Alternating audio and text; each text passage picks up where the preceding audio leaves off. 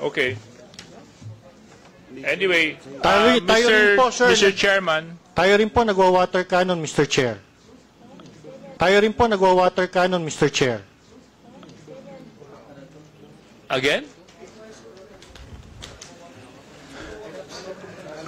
Mr. Lopez, may I ask, saan po nyo nakuha yung information na yun? From what I know, I haven't heard of any news that nag-water cannon ang Pilipinas sa China. Ang point ko po, sir, yung Recording po, in progress.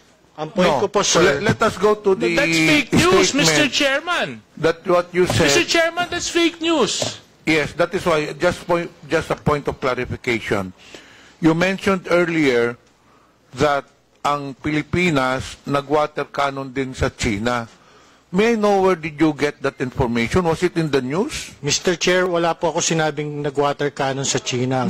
Wala po ako sinabing nag-water cannon sa China. Hindi, sinabi nyo ngayon lang. Hindi, ang sinabi ko po, nag-water cannon din po sa Pilipinas. Mr. Mark Lopez, pwede natin i-review yung tape. We are on the record. Kasasabi mo lang yun.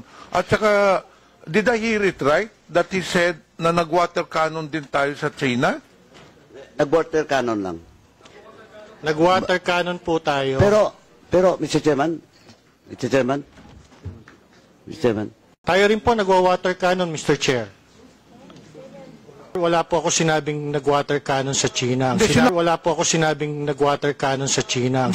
Tayo rin po nagwa-water cannon, Mr. Chair.